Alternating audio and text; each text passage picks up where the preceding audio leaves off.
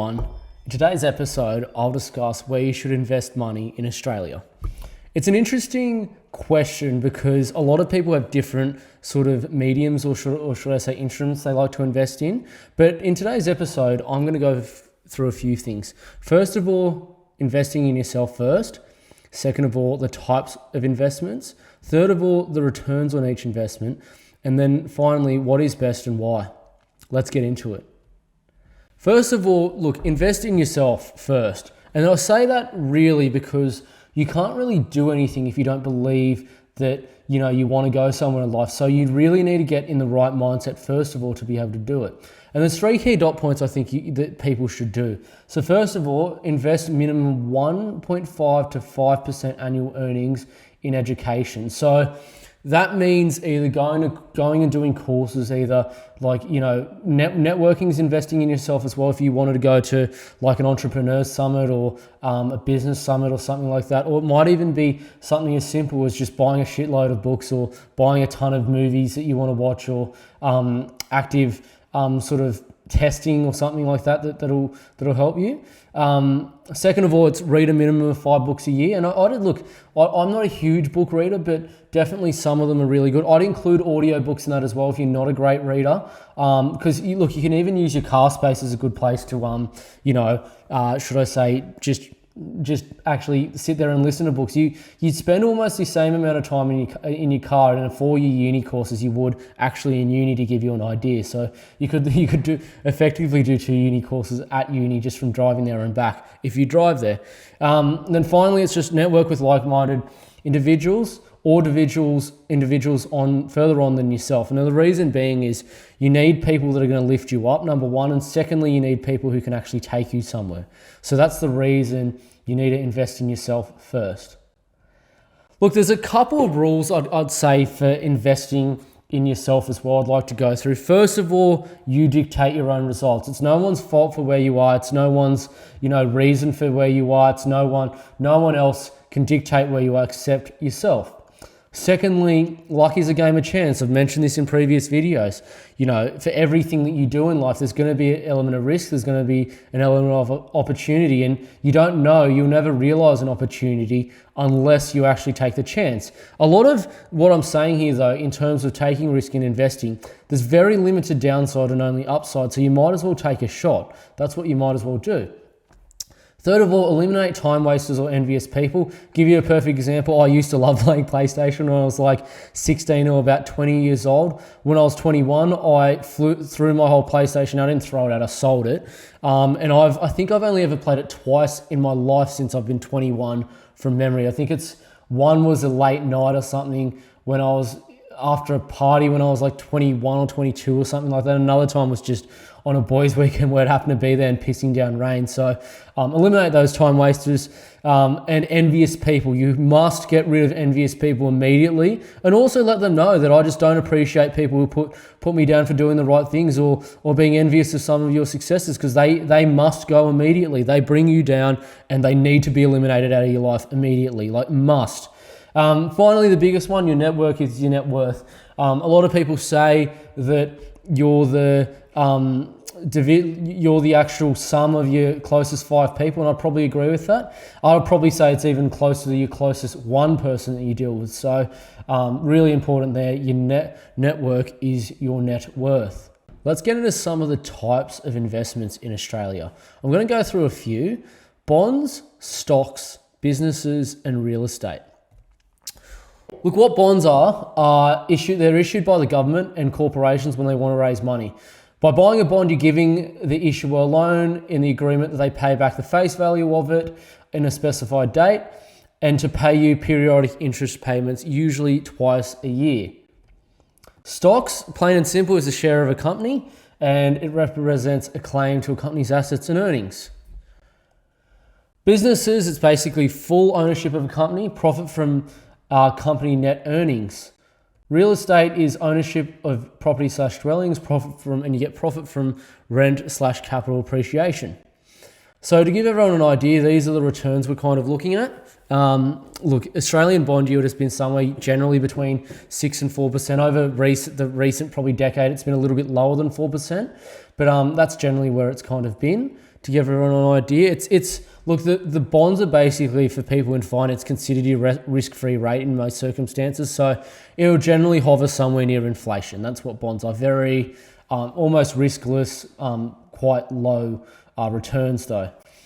Here's the ASX. So you can see over the long term, it's in the early 90s, it started at about roughly just a touch over 1,000, and it's about 8,000 now. So it's basically gone up about eightfold in value over about the last 30 or so years. That's basically what it's done. Look, business is a bit hard to quantify about how they go, but here's some true statistics of them. Now, 4 in 5 will fail in their first 5 years. Very high risk, but very high return. But it's a very good option for savvy investors with solid existing asset or cash flow wealth. I'd also say people that have also run businesses before or been managers of businesses, GMs, and especially if they've been managing a business with control over its finances. Those people, a business might be a good option for. Look, real estate has done pretty well over the past. Look, you can see here nationally it's done about, since this is between the years of 1993 and 2018, the national average has done 6.8%, with Melbourne and Sydney leading at 8.1 and 7.6. That's for houses. I'm just ignoring units because they just don't perform well. But to give everyone an idea, that's how it's gone. So property since sort of the early 90s has done anywhere from about 8 to 10 fold on the national average. So I'm a little bit better than stocks in that sense as well. But yeah, that's how the assets have kind of performed. So look, in my view, now this is an opinion, so some people won't agree with this, but that's okay. Look, the best assets in Australia in terms of ascending on or best to worst is number 1, real estate, number 2, businesses, number 3, stocks, and number 4, bonds. So look, why not bonds? Bonds are essentially, as I said before, they're the risk-free rate. Very low risk, but very low return. The rate hovers close to inflation. Over time, this means you make very limited real profit. So what real profit is it's essentially how much money or how much return you've got over inflation. So you're barely going to make anything with bonds. And I hate to say it, it only makes sense for someone who's on a retirement plan and is completely risk-free and has a lot of, I probably wouldn't even buy it if I was them. So no, I take that back. It doesn't make sense at all. Don't buy bonds. What about stocks? So look, I'd say the ASX has returned close to 5% over the past 30 years. Like I said, it's done about, 7 to 8 fold over 30 or so years since its inception. Stocks can have solid yields with solid returns, but the issue is they're difficult to borrow and leverage against. So that means you have to use all of your own money. It's risky and stocks can actually delist. So a stock can go to zero. Companies can close down, for example, right? And in saying in stocks, I wouldn't invest in the ASX if I was in stocks, I'd invest in the New York Stock Exchange or the NASDAQ, because that's done 9% over 100 years or something like that. So you're getting a better return and you're buying essentially the same thing of stocks. So what I'd say about stocks is they're a high risk, moderate return asset in essence. Businesses. I like businesses, but it's definitely not for everyone. I'd say it'd be less than probably 3% or maybe even 2% of the entire population should invest in this because it's very risky. Look, the issues as well are it requires a significant amount of capital investment up front with limited long-term statistical guarantee of return. So you usually need for even a business loan minimum, 30% plus closing costs. So it's probably 40% of the asset value. And you don't know if it's going to return. Businesses can shut down completely. The thing with businesses though is borrowing is actually quite easy if the numbers work. If you find something that has very good cash flow, you can often borrow against it if you have the deposit very easily. And second of that, because of that, you can leverage against it quite easily as well. But the risk comes with that is that businesses can delist, hence being that you take the entire risk. So if you have a business and it delists, they can come after your personal assets too to actually liquidate you. So that's the other thing. If you're set up in a trust or trading company, that's probably a little bit different. But if you're taking it on in your personal name, which I don't recommend doing, you are taking on a lot of risk. But in essence, businesses are very high risk, but very high return as well. But again, you've got to be in that very top echelon kind of people that know how to run a business And secondly, not only run a business, but also understand finances. That's the biggest thing, because there's a lot of people who can run a business very well. There's a lot of tradies that I know that make quite good money, but they don't actually net much money because they don't understand finance. So that's a good example of businesses. Look, my favorite thing to invest in Australia, and as everyone knows, this is a real estate investing channel, is real estate. And the reason being is it's Australia's best performing asset class because of the cash flow and capital growth. If you know where to buy, you can get above 13% long-term return, which is insane, right? That's basically like getting a fund, one of the better fund managers on Wall Street, basically using your assets. So that's one thing. Look, another point there is it underpins basically our whole wealth and our whole economy, and that's homes, super funds, investments, and shares. So it's about 75%. That number's only increasing as property prices go up. Australians are obsessed with property, right? Look, not only that too, but it's very easy to borrow for and it's very easy to leverage against. And I like to use the example of stock market investing compared to real estate investing. You know, I like the example of a good stock investor, like in a very good one, let's say, might be able to average 10%, and that's better than the average of the NYSE. So if you're stock investing, you can do that. You are actually very good. But let's say you average 10%, right? And let's say you got 100 grand to spend and play with, right? If you go to the bank and try to get a margin loan, you'll struggle to even get 30,000. But let's say for some reason the bank gives you 50. So you got 150 grand, right? And you're good in the first, and you do 10% return in your first year. The issue is stock market prices are their prices what the market pays them. That's the only thing you get it valued for. So that's the other issue you got. But let's hypothetically say you got 100 grand as well, and you go to buy property. And let's say you buy one that's $500,000. And let's say even if you buy shit, which I don't recommend, but let's say even if you buy something that does 5%, and you got 5% after your first year. 5% of 500 grand is $25,000. So you could be half as good and you still earn literally nearly double a stock market investor just from buying real estate because you can leverage against it. But secondly, on top of that, is that real estate's a game where not everyone knows how to value it. And you might buy something where a lender might, let's say for 500,000, in a year's time, a lender might say, even if the suburb median is still 500,000, the lender might say it's actually worth 550 because you've purchased it under market. So that's the other thing. Then also it's very easy to leverage against. So you can leverage, 90% of a property value quite easily, and you can pull out equity quite easily as well. So it's great for that. Final points I want to make is just it's tangible. So look, land is always going to be there. If a property blows over or a hurricane comes by and your property's gone, your land's still worth something.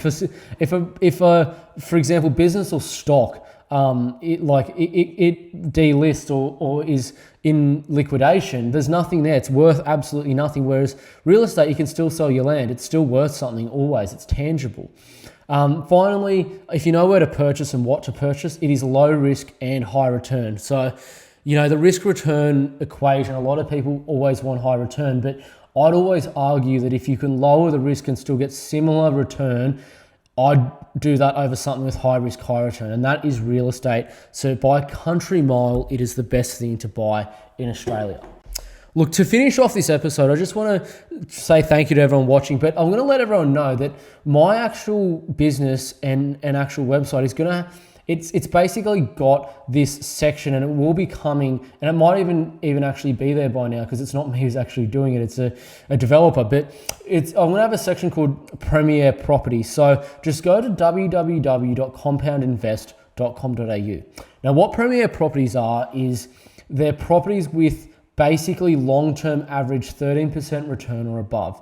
Now, to give you an idea how I get that total return is you get the long-term 30-year plus capital growth average, which you can find on CoreLogic RP data, and then you also add the immediate gross rental yield. So that's how I get that number. Look, most buyers agents and people struggle to get anything, I'd say over, like 9.5 to 11%. And what they do is they'll say I've got 20% growth in the last year or two, and they might have bought in Logan, they might have bought in Townsville, they might have bought in somewhere else crap that's done very well in the last year or since COVID. And don't get me wrong, yeah, sure, it has done well, but over the 30 years, its long-term average is 3 to 5%. So it's going to revert to that, obviously, over the long term. So they might get 5 to 6% yield on that, sure, but that's a total return of what, maybe 10% at max, something around that. So it's just crap. So the thing is, these properties that are going to be available on here are, literally properties that are either off-market, pre-market, some are on-market, and some are even from vendors that just